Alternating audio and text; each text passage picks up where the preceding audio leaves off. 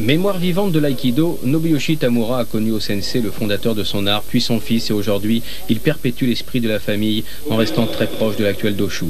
Arrivé en France en 1964, mandaté par l'Aikikai, le grand maître est resté fidèle à l'Europe où il consacre sa vie au développement de l'aïkido.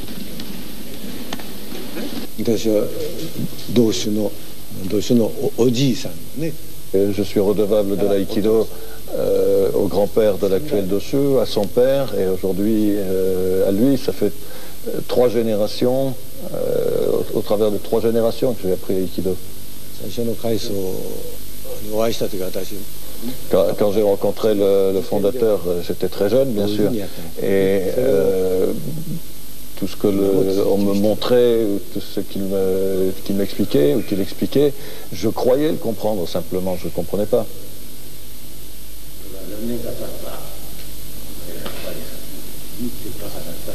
Et c'est que beaucoup d'années plus tard que je me suis dit que j'étais un âne.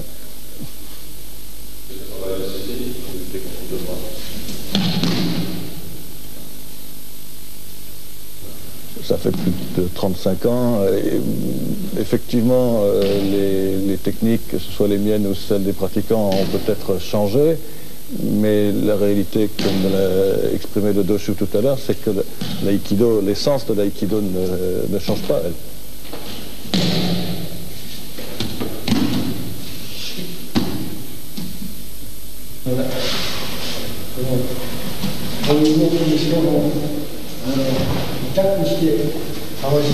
Même ces mouvements de contrainte articulaire, par ces mouvements, on ne cherche pas à faire mal, à provoquer la douleur, mais à contrôler l'équilibre du partenaire.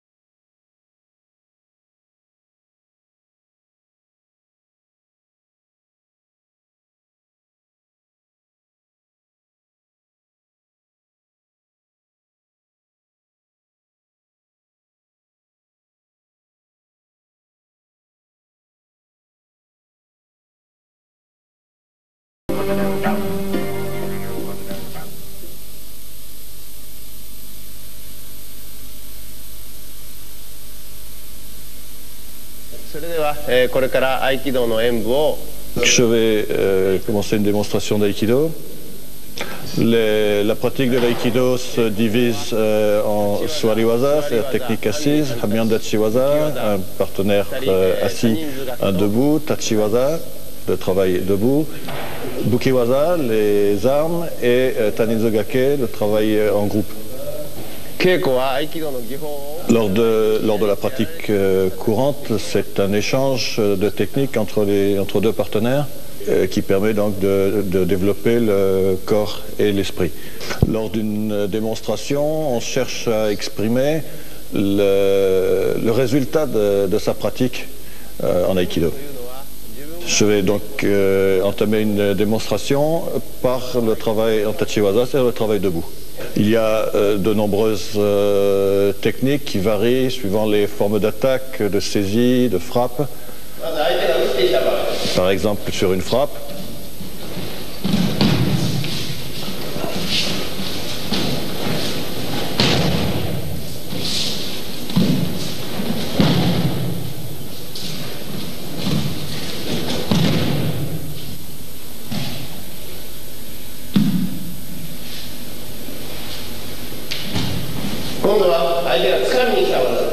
cette fois-ci, nous travaillons sur une saisie.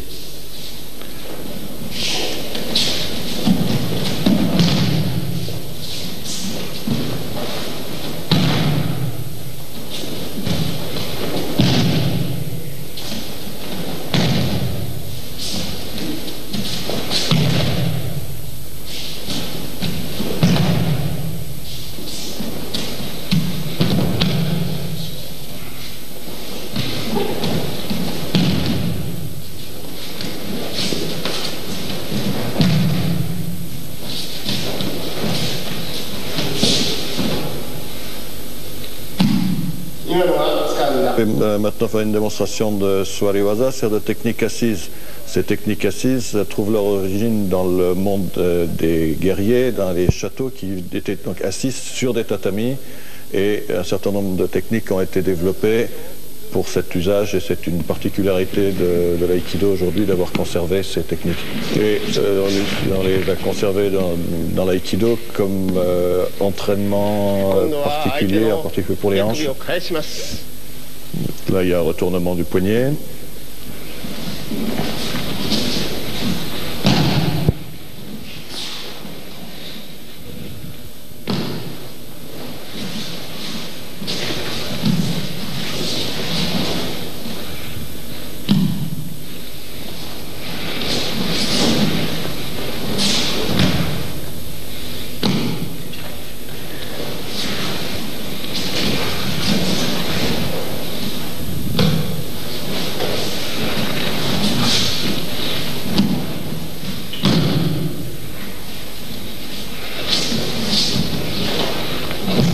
Après avoir exécuté les 4 saisies de base, Kyo, Nikyo, Sankyo, Yonkyo, ce sont les projections. Et les Minage, Kotega ici.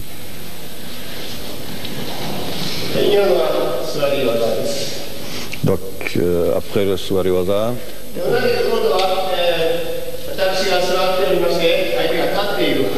nous avons le Hamyandachi, où l'exécutant est assis et le partenaire attaque en position debout. On cherche à retrouver les mêmes déplacements que quand on est debout.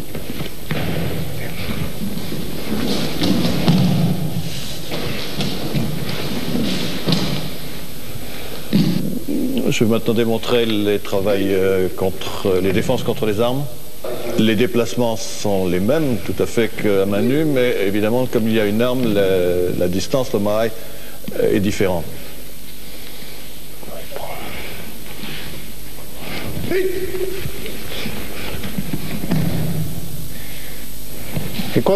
Cette fois-ci, le sabre est remplacé par un jo, un bâton. Et là aussi, le déplacement qui est fait exécuté à main nue, on cherche à le reproduire à l'aide du bâton.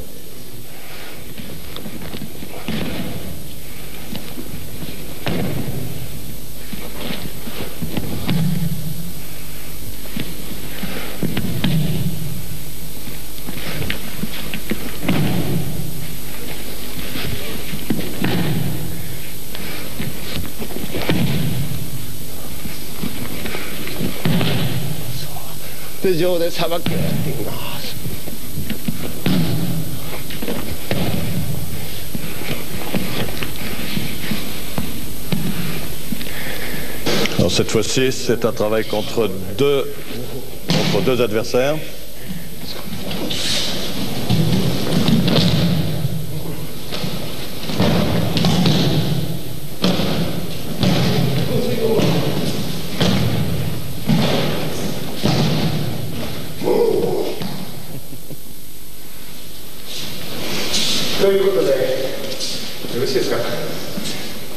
Pour terminer, présenter un exercice qui sert à développer la puissance interne.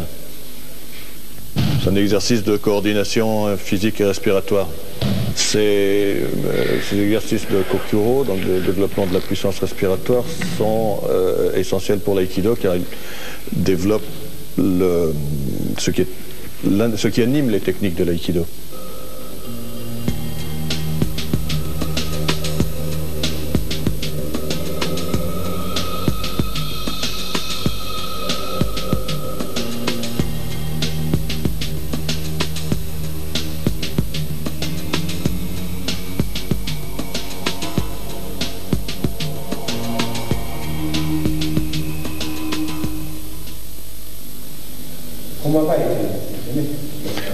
Autrefois, les samouraïs portaient un sabre et ces saisies servaient à empêcher l'utilisation du sabre. Donc, c'était déjà un contre-contre, si je peux dire.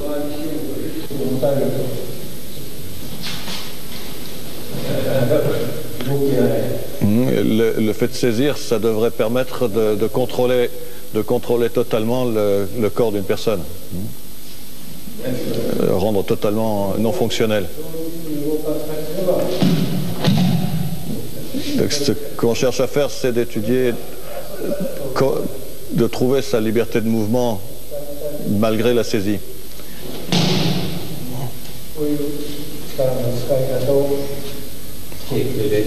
Donc à l'intérieur de la pratique, même si on a l'impression que les techniques sont toujours les mêmes, il y a des choses qui sont cachées ici.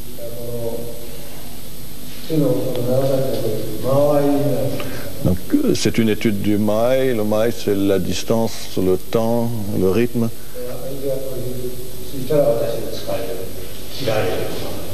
Donc suivant son action, je vais être frappé, coupé.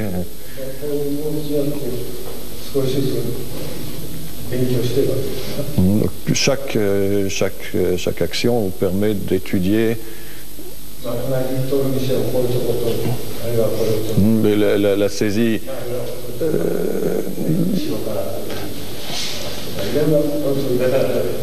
Chaque saisie pose un problème différent quand on saisisse le poignet, le coude, l'épaule, par devant, par derrière. Et le but de ce travail est de chercher à éviter tout mouvement inutile, tout effort inutile.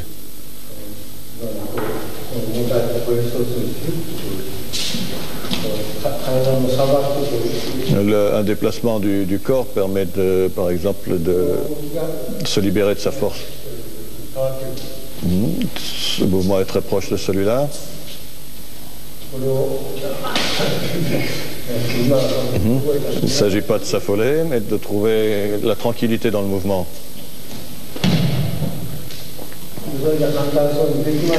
Ça, bien sûr, ça a l'air très simple.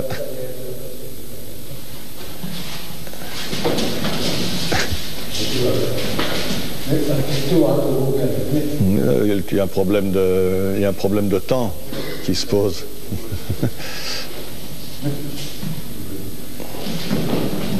Donc une main, deux mains.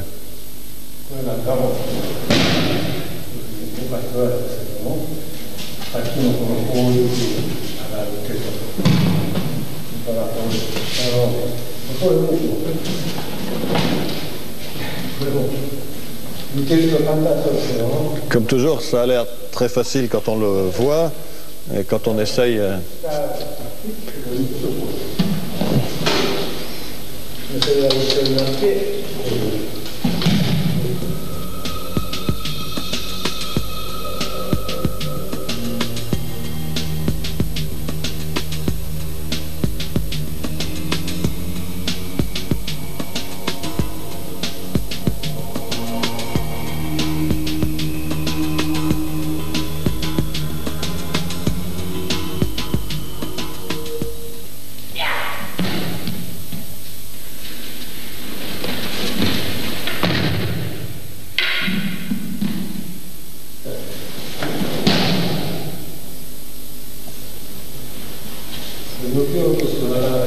Il ne s'agit pas de s'enfuir, mais d'utiliser le rythme du mouvement. Il faut que ça donne l'impression d'être très lent.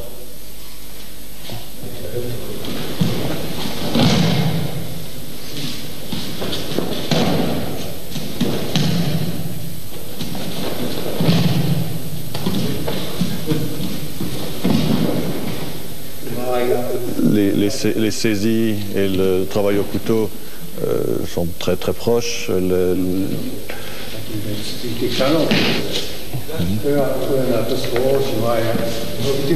Et dès qu'il y a une arme, le sens de la distance est modifié.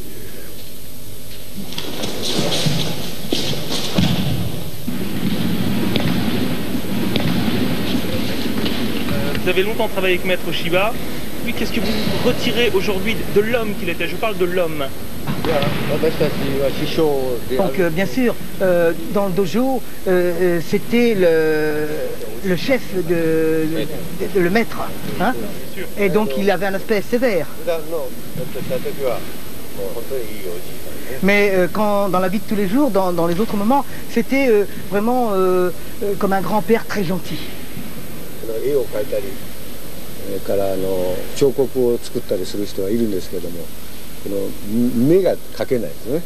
Donc le plus important, c'est son regard, ses yeux.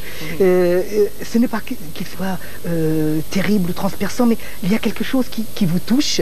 Et il y a des gens qui ont essayé de le dessiner ou d'en faire des sculptures, mais ils n'ont pas réussi à capter ce regard particulier.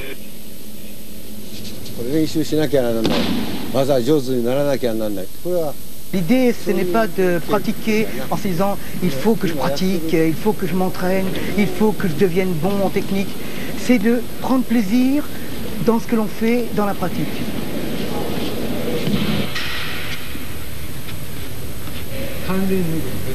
Il faut bien relaxer.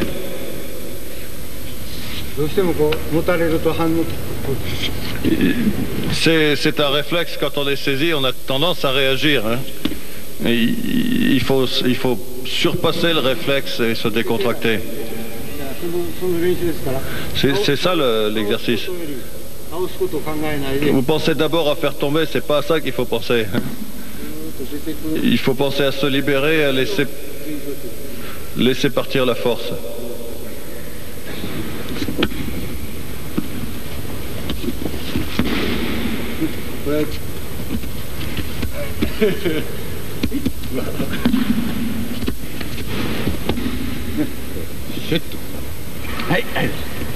Voilà, voilà.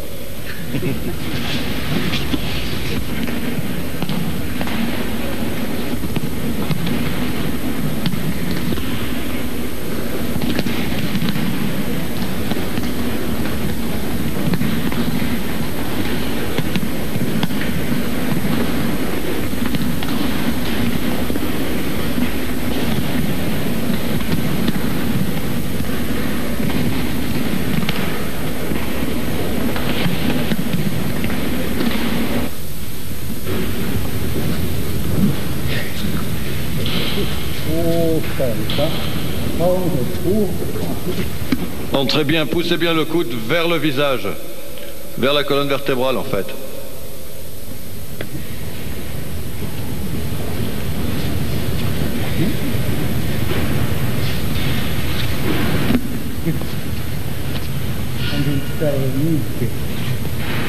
Encore une fois, il faut se décontracter et se relaxer.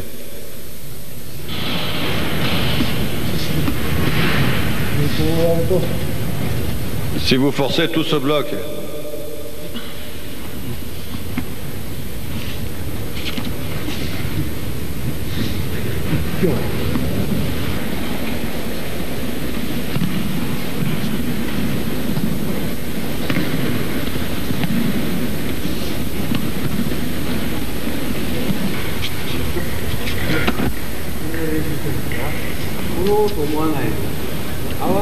Ne pensez pas à saisir, mais à vous harmoniser avec le mouvement de votre partenaire, à aller à sa rencontre.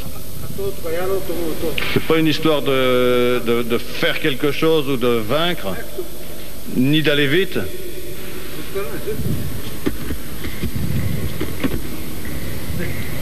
Il ne faut pas s'opposer à la force.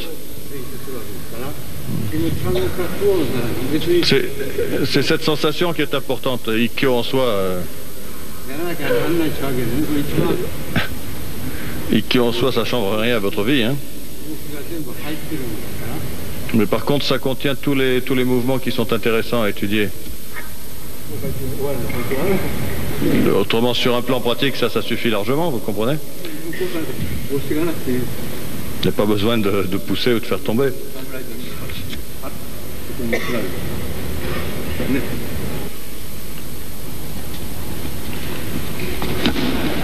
C'était presque ça.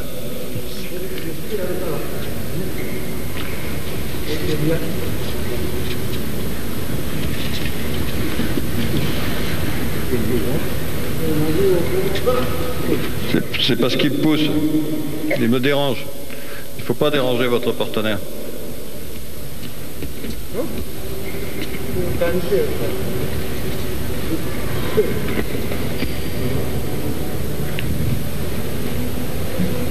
これでも取られるわけですね。柔らかくやってるよ。これは中心を外しちゃいけない。Il faut faire attention à pas perdre les axes et la notion de centre.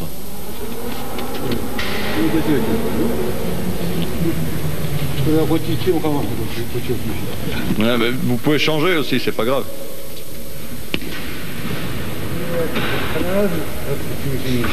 Mais gardez bien votre centre.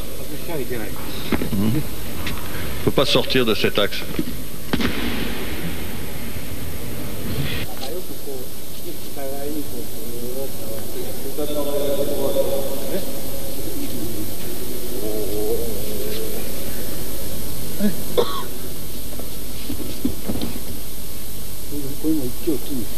Ça aussi, c'est une variante de Ikkyo.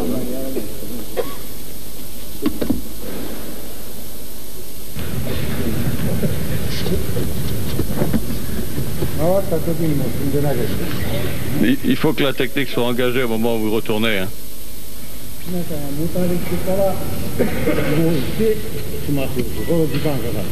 C'est trop long la technique, vous faites saisir et puis vous essayez de changer, il faut que tout se passe au même moment. C'est pareil ici, c'est pareil ici. Et la technique est engagée, comment dire, pendant le mouvement. C'est pas un se déplacer, deux faire essayer de faire Nikkyo, c'est tout fini là. Tout se passe en un seul temps. On a fait par devant, c'est par derrière, mais c'est la même chose. Hein.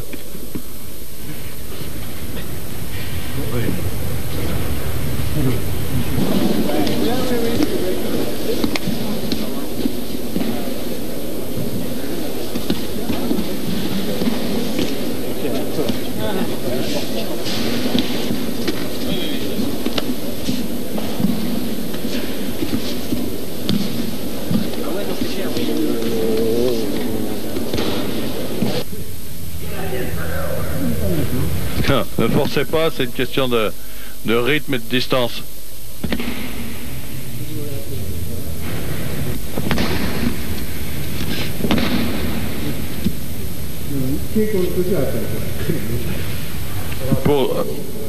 Pour la pratique, utilisez une bonne saisie bien franche. Hein.